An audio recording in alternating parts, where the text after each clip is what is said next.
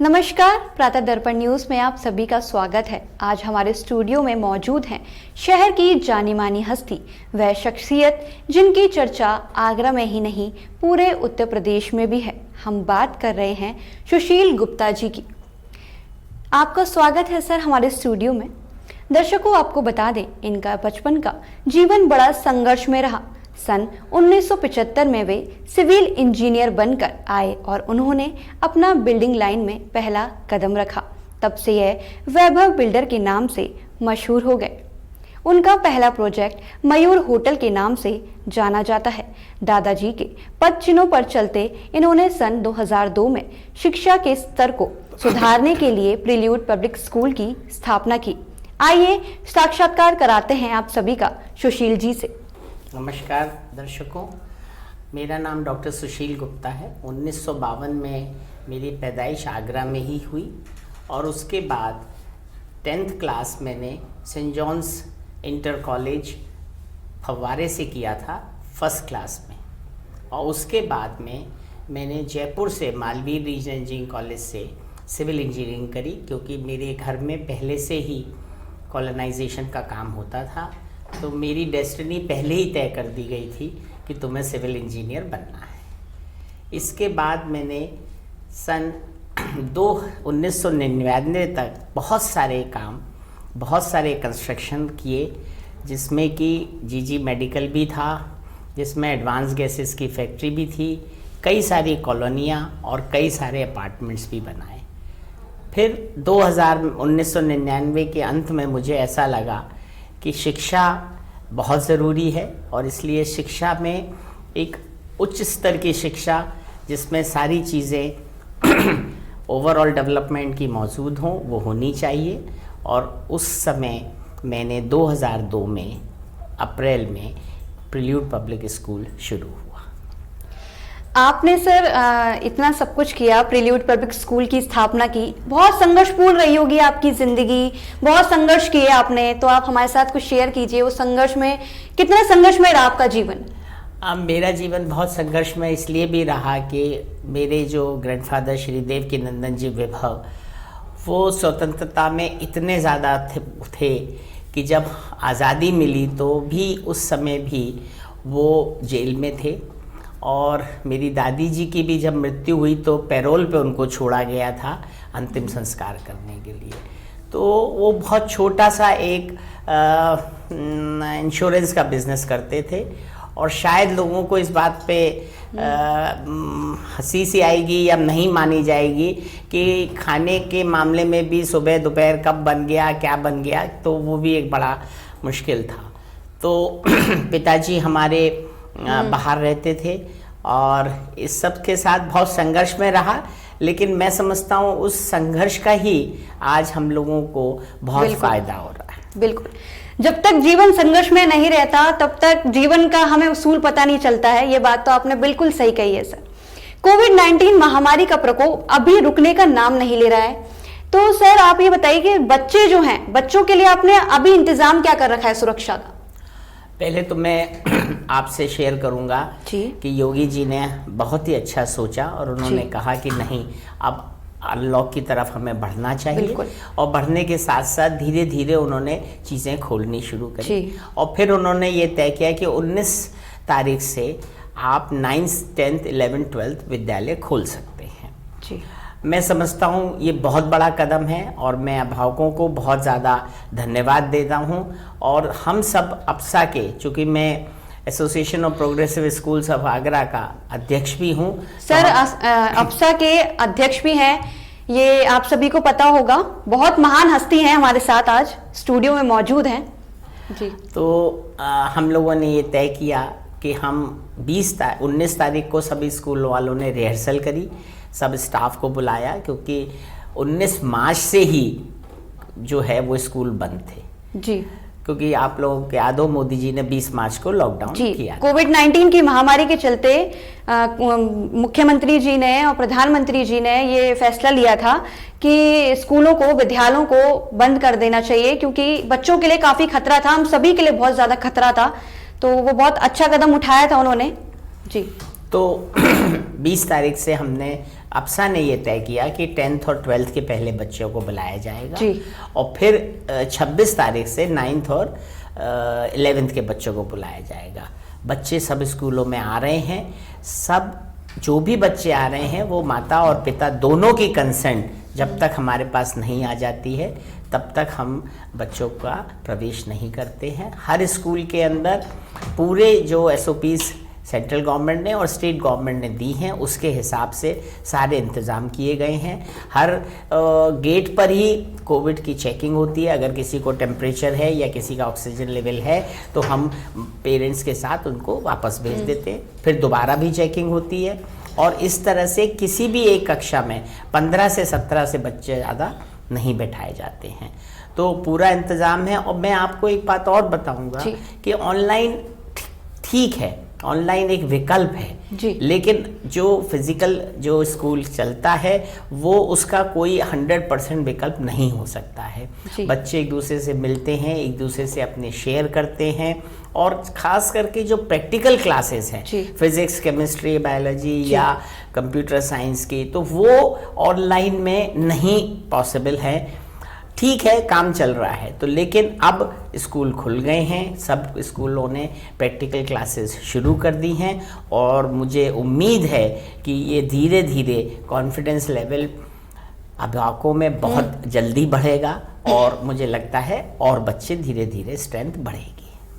जी, आपने सर जैसे बताया कि ऑनलाइन क्लासेस का जो अभी बीच में रूल आया था और अभी भी चल रहा है, कहीं ना कहीं जारी है, तो क्या बच्चे उसमें ध्यान लगा पा रहे हैं, पढ़ पा रहे हैं या उसमें अपनी एक्टिविटी, आपने देखी होगी एक्टिविटी बच्चों की सही है कि नहीं है इस सब चीज़ों में? बिल्कुल सही है और धीरे धीरे बच्चे बढ़ रहे हैं हमारे यहाँ। और मुझे पूरी उम्मीद है कि हम नवंबर से जो है वो जैसा गवर्नमेंट ने कहा है 6ठी, 7वीं और 8वीं भी खोलने की स्थिति में होंगे। क्योंकि अगर आज की तारीख में देखें तो नर्सरी से लेके 8th तक ऑलमोस्ट 75% स्कूल जो है वो खाली है। तो इसलिए कोई हमें सोशल डिस्टेंसिंग करने में कहीं कोई प्रॉब्लम नहीं है, किसी भी स्कूल को कोई प्रॉब्लम नहीं है।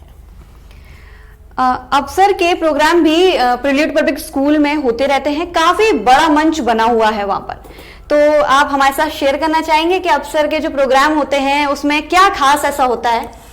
देखिए, थोड़ा सा मैं ज़रूर आपसे ये कहूँगा कि कोशिश मेरी यही रहती है कि प्रिल्यूड पब्लिक स्कूल थोड़ा सा अलग रहे, यहाँ के बच्चों को वो सुविधाएं दी जाएं जो कि सुविधाएं एक नॉर्मली पॉसिबल नहीं है। और ख़ास करके शुरू से मेरा ये बात पे ध्यान रहता है कि बच्चे का ओवरऑल डेवलपमेंट जो है वो बहुत ज़्यादा ज़रूरी है। तो इसके संदर्भ में मैं आपको सिर्फ इतना बताना चाहूँगा कि मेरे किसी भी सेक्शन में 30-32 से ज़्यादा बच्चे नहीं होते हैं। मेरे स्कूल की टीचर प्राइवेट ट्यूशन्स नहीं ले सकती हैं। मेरे यहाँ एक भी 2 व्हीलर से बच्चे नहीं आ सकते क्योंकि उनके पास लाइसेंस नहीं होता है। और छोटी छोटी कई सारी बातें हैं। हम एक्टिविटीज़ को भी बहुत ज़्यादा महत्व देते हैं।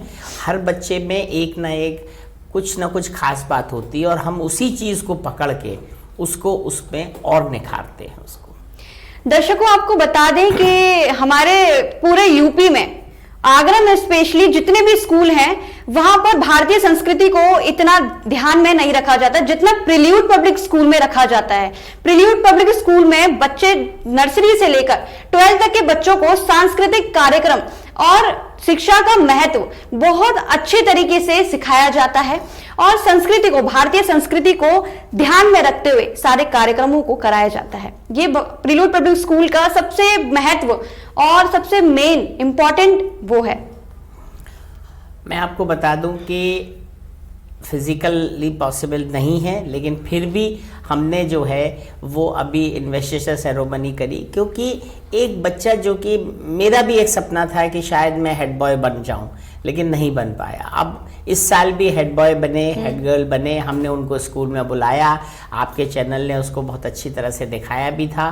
तो हमने सिर्फ जो है वो 35 बच्चे बुलाए जो कि कैबिनेट में थे और उसके साथ साथ हमने उनको शपथ दिलाई, उनको बैचेस बांटे। इसी तरह से कोई भी फंक्शन अभी बाल कवि सम्मेलन भी हमने कराया था। इसके साथ साथ हमने अभी नवरात्रि और दशहरे का भी जो है वो फंक्शन सब ऑनलाइन किया, और बच्चे सब ऑनलाइन पे डांस और सारी अपनी एक्टिविटीज़ कर रहे हैं, और पूरी तरह से उनको भारतीय संस्कृति का हम जो है वो पूरी तरह से उनको अवलोकन कराते हैं, उनको समझाते हैं, और उनमें मॉरल वैल्यूज़ जो हैं उसको बढ़ाने में हमेशा आगे रहते हैं।